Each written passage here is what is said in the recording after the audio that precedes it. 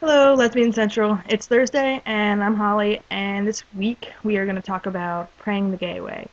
I really want to focus on this topic as opposed to the other because I grew up in a very religious family. My parents are Christian, and I was raised Christian, and it has had a major impact on my struggle with coming out, and just pretty much everything that I've gone through has been deeply tied to my beliefs. And I was fortunate enough not to ever go through the struggle of trying to pray the gay away because I feel that it probably would have been fruitless.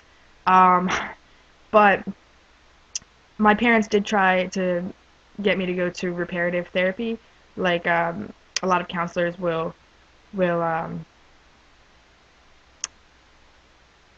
you know try to turn people straight or have them repent of their sinful ways.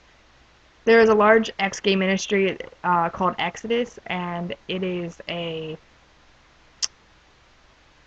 mean, it's a very large production, an organization that is dedicated to helping gay people that don't want to be gay. I mean, like, definitely I agree that what they're doing is wrong, although it's not like they're trying to convert people that don't want to be converted.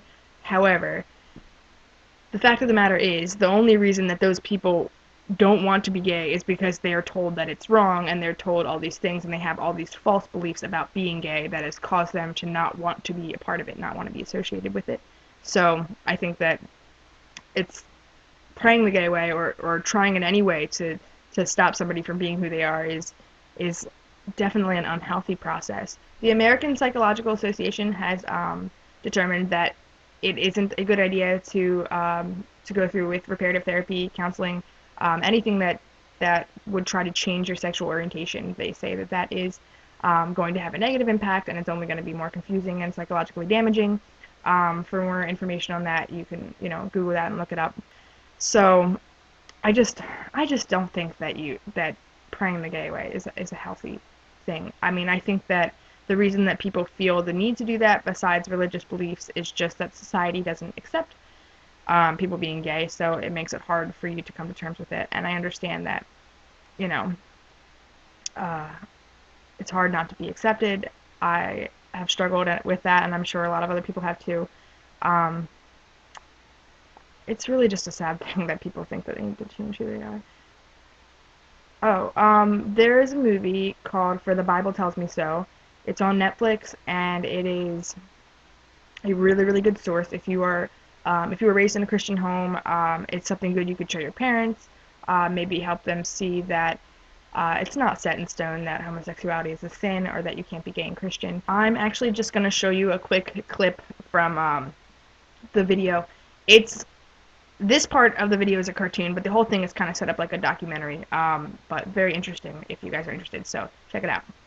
All right, maybe you all accept it, but what about those people who started out gay and say they became straight by discovering God? What about ex-gay ministries? Even so-called ex-gay ministries don't claim to change a person's inner sexual desires, just his or her sexual conduct. We're still gay. If these places really work, why don't they all use the same technique? Why does each ministry experiment its own way? Well, And why have so many members and leaders recanted earlier claims that they were changed?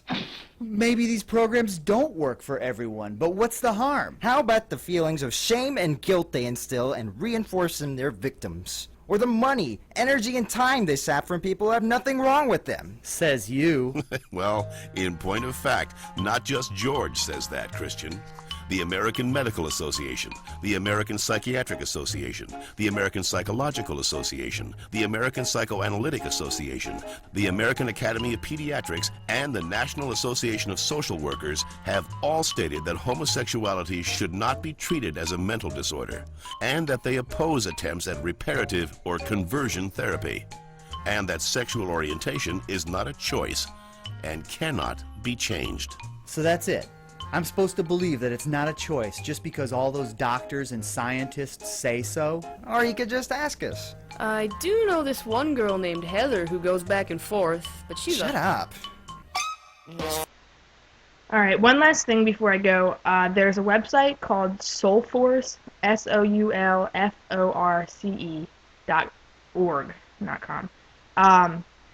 And they are basically an organization that is a part of what's called the gay Christian movement. And basically it's for people of faith, people who believe in God that are gay or gay, lesbian, transgender, the whole shebang. I just suggest that if you are, in a position where you're struggling with, maybe your parents are expecting you to just pray the gay way, or they aren't being accepting of who you are, and you are struggling with the whole Christian gay dynamic or reconciling those two things, I would definitely suggest going to this website. They just have a lot of resources, and they do talk about. They give you a couple books that you could get if you're interested in reading a little bit more about it. But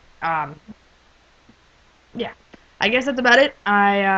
Thanks for listening to me. I know this video is just a tad long, but it was just something that's kind of important to me. It's something that I've had a lot of experience with, so I just wanted to make sure I got everything in that I had to say about it. All right, I will see you guys next week. Bye.